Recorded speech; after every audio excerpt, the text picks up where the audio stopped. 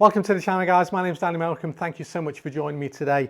Now, if you're struggling with that club face and wrist position at the top, down into transition and into this most important delivery P6 position here, then this video is really going to help. I'm going to be sharing some of the most common mistakes that I see throughout the swing for most everyday golfers in that particular area, along with some great training and some feedback that you can do to improve that and start to hit some much better golf shots. So firstly, just understanding what are the most common mistakes that I see and what does that cause? Well, even if you do get into a good top of the backswing position, you just got to understand that these wrists play such a huge role in this club face. Now, the club face is king. The ball's going to start 75 to 85% influence on where that club face is aiming at impact. So if we can get better control and awareness of that club face throughout the swing, not only from the top of the swing, but then into transition in this time of the swing where it's really over super quick and it's hard to have that exact awareness of where it is. So if we can get that in a better position early in that downswing, it's going to lead us into a better position into this P6 position here, which is just prior to impact. Now, really, there's not a lot that can be done to save it from there. Some people do, but if we can get into a good position here, it's going to make it much easier to hit much more solid golf shots more consistently with less late saves and manipulations. So some of the most common things that I see from the top of the swing is in transition, that lead wrist getting more extended. So that's where that lead wrist starts to work more in this position, more cupped if you like, much more angle between the forearm and the back of the hand. And so what that does to the club face, you can see as I transition into that downswing and extend that lead wrist, look how that club face really starts to open. The face is open relative to the hosel turning this way. Now as I'm coming into the ball and I get into this P6 delivery, you can see really it's just that hosel, the neck of the club is just staring at the ball. And if I don't change anything from there, what can happen is, one, I could quite easily shank it, or two, if I do strike the center of the face, it's going to go miles out to the right. Now what some people do to compensate late from there, from a club face that's too open in this position, is they'll stall their body and they'll try and square things up really late. But this can then start to cause some casting and some scooping and some strike errors. Yes, we might start the ball on line, but it's very hard to be consistent and get that nice sizzle and compression that we're looking for. So that's probably one of the most common mistakes I would see, is having that lead wrist too extended, which presents a very open club face. I do also see the opposite of that when players are actually getting too flexed. It's rare, it's much rarer, but I do often see players sometimes getting too flexed, lead wrist bowing almost too much, getting the face excessively closed. And again, all else being equal, that's going to actually cause a miss to the left. Just understanding what effect that wrist extension and flexion has on that club face. So they're the two most common errors that I see.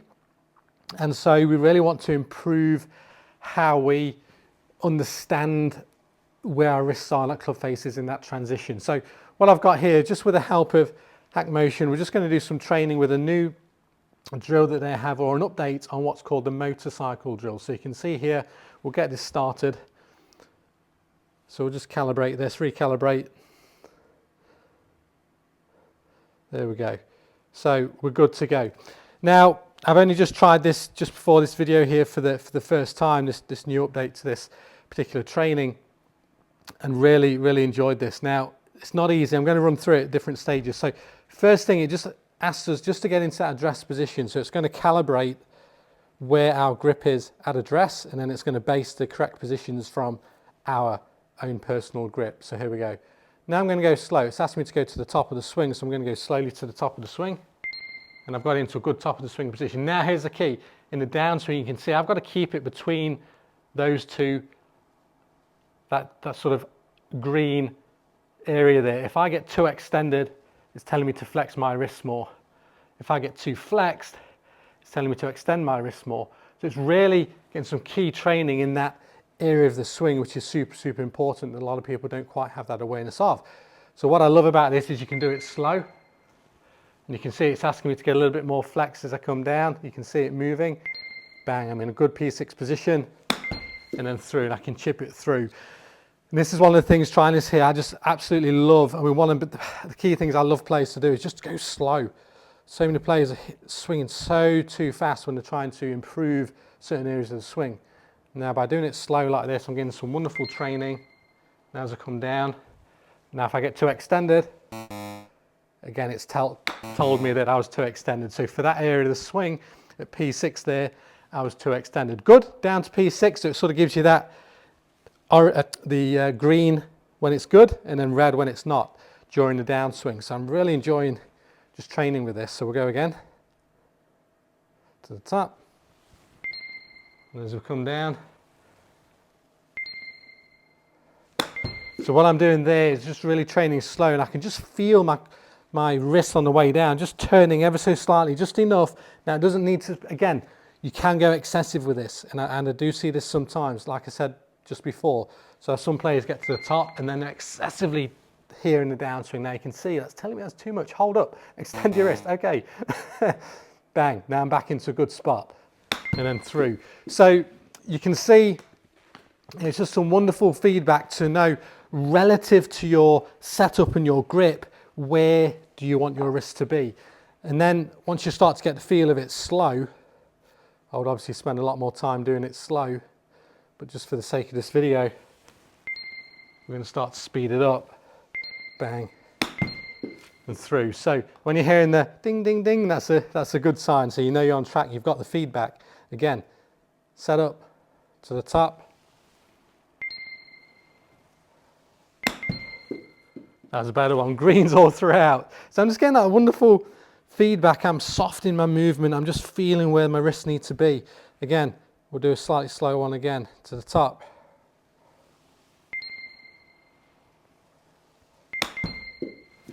Oh, that felt so good.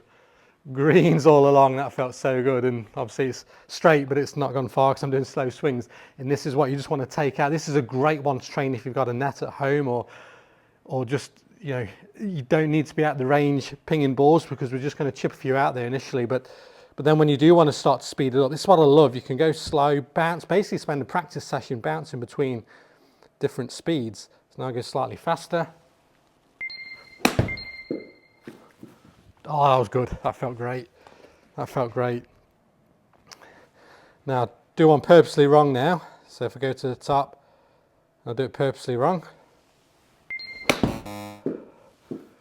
Now you can see very extended there coming through, and club face wide open. Now I'll extend it too much from the top so you can see as well. Ooh, that didn't feel very good at all. So it did not like that. So you can see the difference with what the wrist is going to make to your club face. Now we'll try good again. So I just really like this, the fact that you can go slow